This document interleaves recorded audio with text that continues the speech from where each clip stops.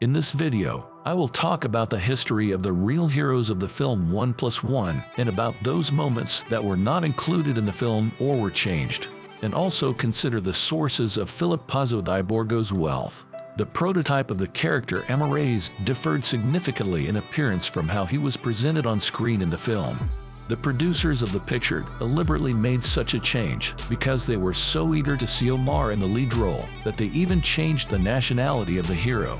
The real Abdel Salou was born in Algiers and sent to Paris to be raised by his parents' relatives when he was only 4 years old. In North Africa, such an act was common for low-income families. The boy began to be brought up on the streets, stealing cameras from tourists. His antics were forgiven while he was a minor, but after reaching the age of 18 he went to prison and spent a year and a half there. After his release, Abdel got a job at a pizzeria, but it was so boring that he did everything possible to get him fired.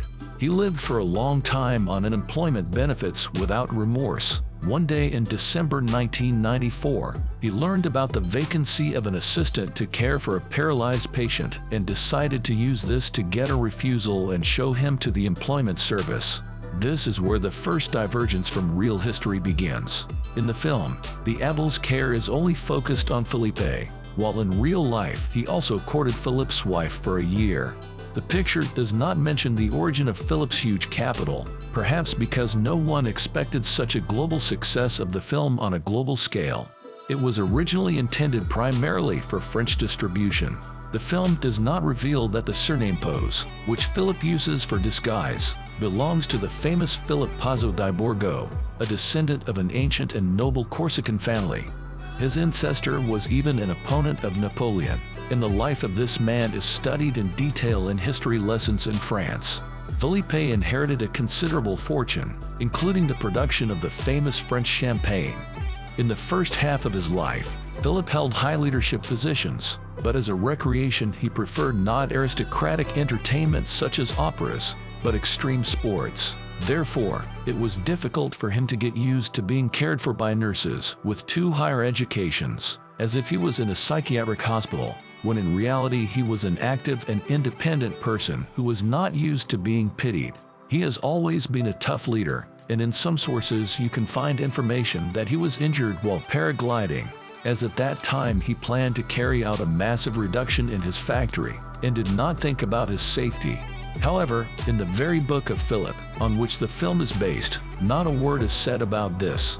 It is possible that these conjectures are not true, or they may be presented to create a negative image of Philip. Ultimately, the paraglider crashed, and the authors managed to save Philip, but the injury completely paralyzed his body, and he spent 2 years in the hospital. A few years before the accident, his wife Beatrice was diagnosed with cancer, which created additional tension in the family. Abdel became that brave and strong person who was able to cope with this painful atmosphere in the house. He proved to be a real fighter, able to give warmth even in difficult moments. When everyone around was losing hope, Abdel accepted the job of taking care of Philip, although he initially agreed to it with the goal of getting something from a wealthy house, as shown in the film. However, he soon showed genuine concern for his employer, and their relationship lasted for a full 10 years. The film shows many of Abdel's antics, which were very authentic, but some of them were probably not included in the timing due to the fact that decades of caring for Philip cannot be fit into a 2-hour film. In 2002, on the birthday of Philip's godson, who turned 18, Abdel invited a stripper, which greatly outraged Philip. He was beside himself with anger and asked Abdel if he would not dare to do such a thing if it was his own son's birthday. At the beginning of the film, only the tip of the iceberg was shown: the relatively reckless driving of Abdel, who also doubled as a chauffeur. He was very fond of driving cars from Philip's luxurious fleet. One day, the police came to the door of the mansion and told Philip that his yacht, which was driven by Abdel, had been in an accident. Fortunately, no one was hurt. Also in the film, it was correctly shown that the hero Amarais was an avid seducer. However, in Philip's book there is not a word about his harassment of an assistant. Instead, the book details the situation in which Abdel ended his relationship with one of his girlfriends, who bored him. Philip admonished him that a woman is not a commodity or a thing and should be respected. He said that this will become clear when Abdel gets married, and then he will be ready to give his life for his chosen one. The only completely fictional episode in the film is Philip's correspondence with the girl whom he later married. In reality, this event did not happen.